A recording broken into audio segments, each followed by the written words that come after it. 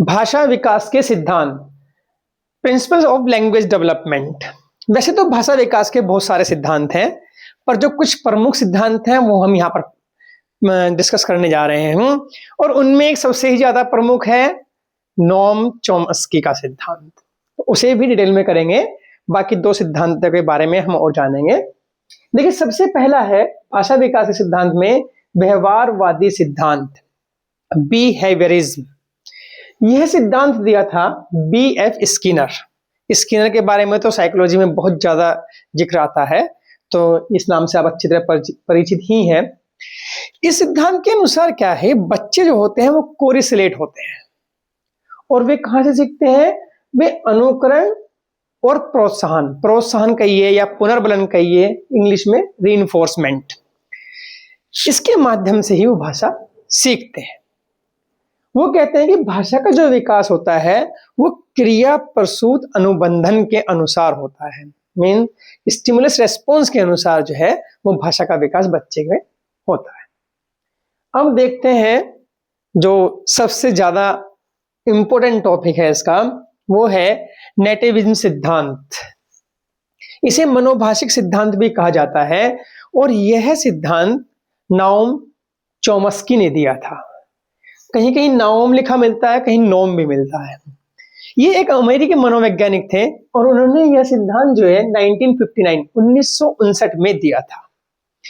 इस सिद्धांत के जो जनक हैं वो नोम चॉम्स्की हैं, और उन्हें आधुनिक भाषा विकास का जनक भी कहा जाता है। वो क्या कहते हैं? वो कहते हैं कि भाषा को जो सीखना है वो केवल भारी अनुभव नहीं है, जैसे यहां बाहर से सीख रहा था, नहीं। वो कहते हैं भारी अनुभव नहीं है, बल्कि हमारे माइंड की, मस्तिष्क की जैविक क्षमता है। जैविक क्षमता मतलब, उनका कहने का मतलब है कि बालक में भाषा सीखने की जो क्षमता है वो जन्मजात होती है, जन्म से होती है। बच्चा जो होता है वो केवल सुनने पर निर्भर नहीं करता, उसके मस्तिष्क में पहले से ही भाषा सीखने की संरचना होती है। वो कहते हैं कि उसके दिमाग में ना एक विशेष तंत्र होता है, दिमाग का एक भाग जो होता है उसका एक विशेष तंत्र की भांति काम करता है। और पता है उस तंत्र का वो नाम क्या देते हैं? उस तंत्र को उन्होंने नाम दिया LAD, लैड कह लीजिए आप, याद रखने के लिए। इसका पूरा नाम है हिंदी में भाषा अधिग्रहण यंत्र या भाषा अर्जन उपकरण, और इंग्लिश में पूरा है लैंग्वेज एक्विजिशन डिवाइस। इस LAD से होता क्या है उनके अनुसार? वो कहते हैं कि ये जो LAD है किस तरह से काम करती है वो भी बताते हैं। वो कहते हैं कि ये LAD भाषा का अधिग्रहण व उत्पादन, अधिग्रहण करना यानी उसका अर्जन करना, और उसका उत्पादन करने की योग्यता डेवलप करता है, या इसके अंदर होती है, इस LAD की वजह से होती है। दूसरा, वो कहते हैं LAD की वजह से ही आसानी से भाषा को सीखते हैं और प्रयोग करते हैं। तीसरी बात वे कहते हैं कि सुनने और बोलने के माध्यम से, सुनने और बोलने के माध्यम से अपने आसपास की भाषा की जो संरचना है उसको समझने में भी ये LAD मदद करता है। और एक बात कहते हैं कि भाषा के नियमों को पहचानने और उनके प्रयोग करने में भी LAD मदद करता है। नियम कैसे पहचानने और प्रयोग करने? वो कहते हैं कि जो भाषा होती है, सभी भाषाओं में कुछ सामान्य व्याकरणिक नियम होते हैं, और वे नियम कैसे होते हैं? सार्वभौमिक यानी यूनिवर्सल होते हैं, और वो हर मनुष्य के, हर बच्चे के दिमाग में पहले से ही मौजूद रहते हैं। तो उसी से वो क्या काम करता है? उनके नियमों को पहचानता है। जैसे वो कहते हैं कि एक सेंटेंस है, मान लीजिए वह जा रहा है, मैं लिखता हूं यहां पर, वह जा रहा है।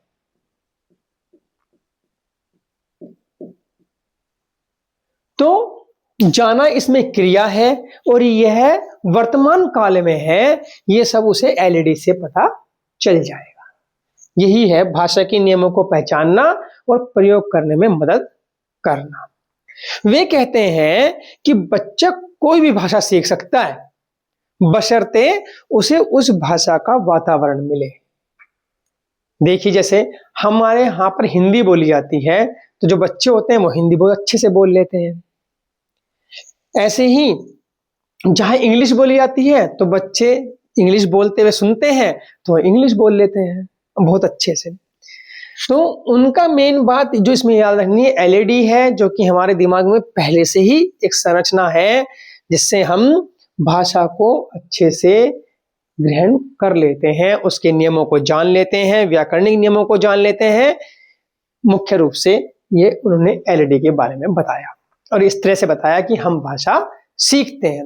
वो ये कहते हैं कि भाषा जो सीखना है ना, वो स्वाभाविक रूप से होता है। हमें लगता है कि हम सिखा रहे हैं, पर वो एक स्वाभाविक प्रक्रिया है जो होती है। चलिए अगला सिद्धांत देखते हैं, जिसका नाम है सामाजिक संज्ञानात्मक सिद्धांत, और यह सिद्धांत दिया था अल्बर्ट बंडूरा जी ने। वो क्या कहते हैं? वो कहते हैं कि भाषा जो है वो अवलोकन करने अथवा नकल करके सीखी जाती है। यह सिद्धांत मेनली जोरी सी बात पर देता है, अवलोकन करने पर और नकल करने पर। वो उनका कहना क्या है कि भाषा के लिए क्या होता है कि एक रोल मॉडल हो जाता है, और रोल मॉडल का जो व्यवहार होता है उसका निरीक्षण और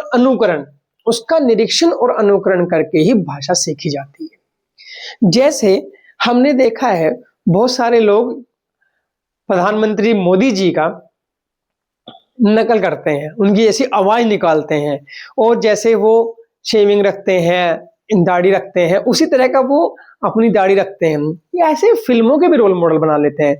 जैसे बहुत से लोग सनी देओल जी का या अमिताभ बच्चन जी का इस तरह की जो है उन्हें रोल मॉडल मान के वो उन्हीं की तरह बोलते हैं, उन्हीं की तरह रहते हैं, ऐसे ही कपड़े पहनते हैं। तो यही कहा उन्होंने कि भाषा जो है वो रोल मॉडल के व्यवहार का निरीक्षण और अनुकरण करके सीखी जाती है। अब बात आई थी रीइंफोर्समेंट की, तो उनका कहना यह है कि जो सीखना है वो रीइंफोर्समेंट से भी हो सकता है और रीइंफोर्समेंट की अनुपस्थिति में भी हो सकता है। ऐसा नहीं कि अगर रीइंफोर्समेंट ना हो तो हम सीख नहीं सकते, उनका कहना यह था। उन्होंने जो प्रयोग किए, बोबो डॉल के प्रयोग किए, जो कि बहुत फेमस है। ये प्रयोग क्या थे ये हमें नहीं जानना, बस इतना नाम ही ध्यान रखना है कि बोबो डॉल के उन्होंने प्रयोग किए थे। इस सिद्धांत के जो मानने वाले हैं, उनका कहना यह है कि जो बिना किसी रोल मॉडल के, अगर रोल मॉडल नहीं है हमारे पास, तो बिना किसी रोल मॉडल के बच्चे शब्दों और भाषा की संरचना को समझ ही नहीं सकते। अब ये रोल मॉडल हो कोई भी सकता है, ऐसा नहीं कि ये परिवार के बाहर का ही हो, हमारे परिवार में से भी कोई रोल मॉडल हो सकता है, कोई फिल्म स्टार भी रोल मॉडल हो सकता है, कोई नेता भी रोल मॉडल हो सकता है, और हमारे परिवार के सदस्य भी रोल मॉडल हो सकते हैं।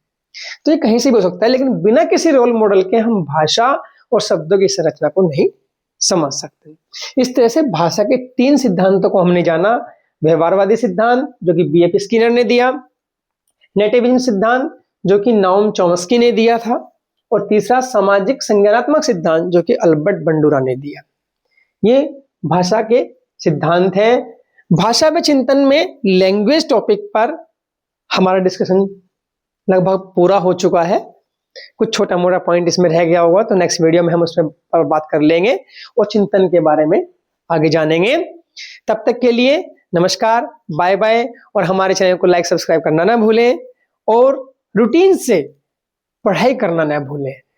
एग्जाम सिर पर आ चुका है, उल्टी गिनती शुरू हो चुकी है। 8 फरवरी को सीटेट का एग्जाम है, इसलिए अपना रूटीन अगर अभी तक भी नहीं बनाया है तो अभी भी बना लीजिए, और यदि पहले से आपने बना लिया है लेकिन कंटिन्यू नहीं कर पा रहे हैं तो उसे कंटिन्यू कीजिए। पर अपनी पढ़ाई डेली, चाहे आप कितने भी समय निकाल पाएं, 15 मिनट, आधा घंटा, 1 घंटा, लेकिन जरूर कीजिए। और महत्वपूर्ण बातों के नोट्स बना लीजिए, की पॉइंट्स, माइंड मैप बना के रखिए, जिससे कि आपको एग्जाम में के टाइम में वो आपका काम करेंगे, आपको जल्दी से कवर कराएंगे सिलेबस को। इसलिए माइंड मैप बना करके रखिए आप। शॉर्ट में, वह तो हम शॉर्ट में यहाँ बोर्ड पर भी लिख देते हैं, उसी की तरह से या और भी है, और इसकी एक पिक हम स्पेशली आपको अभी दिखा रहे हैं ताकि आप इसको अच्छे से देख सकें।